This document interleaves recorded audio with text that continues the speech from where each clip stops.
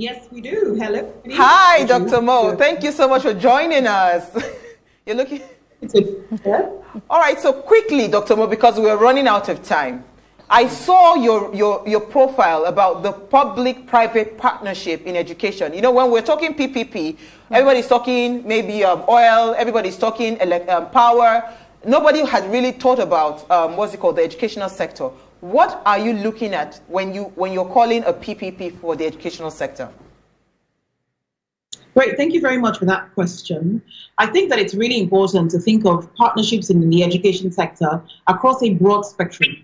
And so we have very loose arrangements on the one end of the spectrum where persons who are in the private sector decide, for example, that they're going to contribute towards, providing some sort of facility in a school, all the way to a more structured system where you have contracts, where you have outsourcing, where you have opportunities for the public and the private sector to really and truly enter into long-term and meaningful relationships.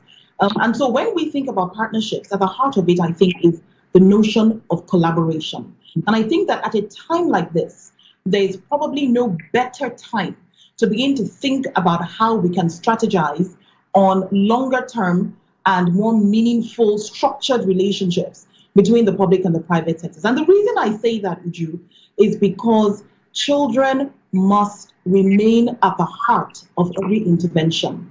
And during a pandemic, we must continue to prioritize the learning of children.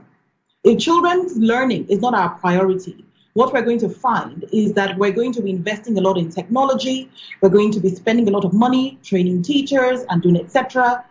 But at the end of the day, we may not get the sort of outcomes that we're looking for. So we must never take our eye off that ball. And it is against that premise that I argue that the public and the private sectors need to come together more strongly.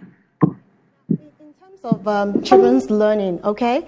Having a formal education enhances a child's cognitive, psychomotor, affective skills, and social skills as well. But now we are actually experimenting with the online learning.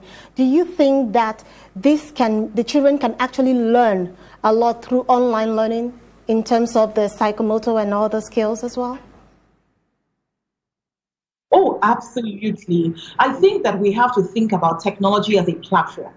And so technology is a platform that enables you to layer on many opportunities to develop not only cognitive abilities in learners, but also affective abilities to help them think more empathetically about other people and about the situation of other people, to help them build values and morals and ethics, but also to help them to build their own physical strength.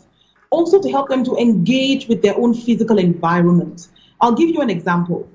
So we have a little garden in my house, and this has been a wonderful opportunity for us to take our little boy outside and show him how plants actually grow. In taking a watering can or just a little cup and pouring water into the soil and coming back every day and seeing shoots come out of the soil, he is learning a very valuable lesson. And he's using his fine motor skills. He's developing his physical abilities. And then we go to the internet and then we show him how that's done, on the internet.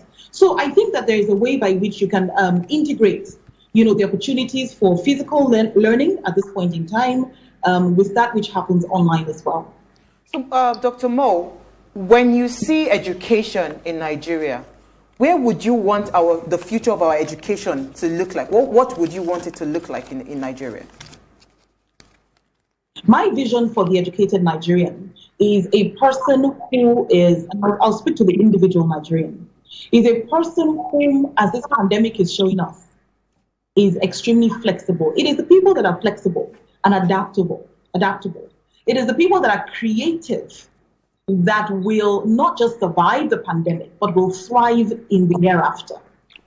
And I also foresee a citizen. I see a citizen that has very strong cognitive abilities, who is able to reason critically. I see a citizen that has very strong moral, ethical beliefs and values, and who is propelled by these values. And so for me, I see a well-rounded citizen, a person who is able to contribute to not only to his or her own sustainable livelihood, but also to the livelihoods of other people. And that is why, for me, it is critical, absolutely critical, that in all of the interventions that are being introduced in the education system and sector at this time, we must prioritize learning, and learning in all its ramifications. So how do you think online learning will affect those with special needs education? How do you think it will affect them? I think that we have a broad spectrum. When you talk about special education needs, there are many different types of needs. There are learning, challenges. There are physical challenges. There's so many. There's such a broad spectrum. So it really does depend on what we're referring to. Now, if we look at the example that the Honorable Commissioner gave about radio school, well, clearly a learner who is visually challenged but can hear is able to derive some sort of benefit from that radio program. Yeah. Right? And when you have, for example, a television school or a television program where you also have sign language happening in the background, a learner who is challenged in terms of his auditory abilities can derive some benefit from that. I'm not saying these are perfect, but I am saying that these are the opportunities for us to really think very deeply about how we can leverage the platforms that are currently accessible whilst continuing to provide greater access to young people, particularly those who are disadvantaged in different ways, including through special needs as well. All right, so Dr. Moore, we know that education is not cheap anywhere in the world. The only thing that the government always, what they do to encourage people to go to school is to help with maybe things like scholarships and all of that. And that has really helped a lot of us. Even though some of us have gone abroad to go and study, we've been able to access those kinds of funds. So where would you say that, the role of the government, in delivering this 21st century kind of education that we are hoping for in our near future? Whilst I don't believe that we should absolve the institution of government of its responsibility, I believe very strongly that in a democracy, government is both the public sector and the private sector. And this, for me, is why partnerships are critical at this point in time. I also understand that education is first and foremost, in its basic form, a human right. And so it's not just an opportunity for young people to learn. Education is not just a pathway to a greater future. Opportunity is your right. Enshrined in Nigeria's constitution is the fact that the 1 year of early childhood education, 6 years of primary education, and 3 years of junior education is the right of every Nigerian child. And the upholder of that right is in the first place the government. So I believe very strongly that the government does have a lot of responsibility, and I believe that as many other countries show us, there are creative ways by which we can harness a lot of resources for the education sector so that we can promote access to the right of young people to get a good education. Okay, so we have a question on WhatsApp. Someone says, despite the deep structural issues in our educational system, what can be done to bring teachers up to speed in order to deliver effective education to the children during this lockdown? I think that a lot of good work is already ongoing. I don't know whether the Honorable Commissioner had enough time to talk about some of the interesting things that are being done in Lagos State. Right now, I know that there is a mass approach training and capacity development of teachers. They're using multiple platforms, including the very humble WhatsApp.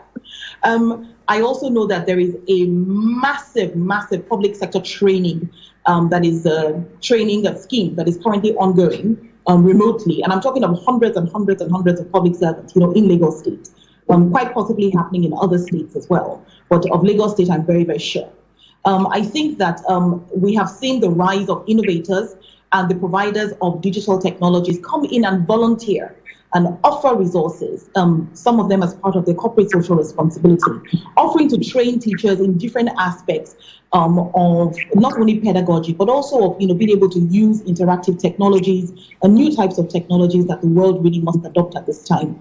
So I think that there is a lot that is currently being done, and obviously there's a lot more that needs to be done. I think that it's really important that as we focus on technology, we don't take our eyes off pedagogy as well, and helping teachers to really, really deepen their skills when it comes to teaching and understanding how learners learn. And of course, we mustn't also forget content knowledge as well. So making sure that a math teacher really understands math, and then obviously can teach math as well. And the teacher can apply the maths to real life issues. Because most times when we teach, we just teach abstract. Yes, exactly. That would be very helpful. Sorry, can you come back again? What did you say? I said that would be very helpful. Absolutely, very, very helpful. Absolutely. Thank you so much, Dr. Mo. It was really lovely having you. Thank you. Thank you. Wow, Isi.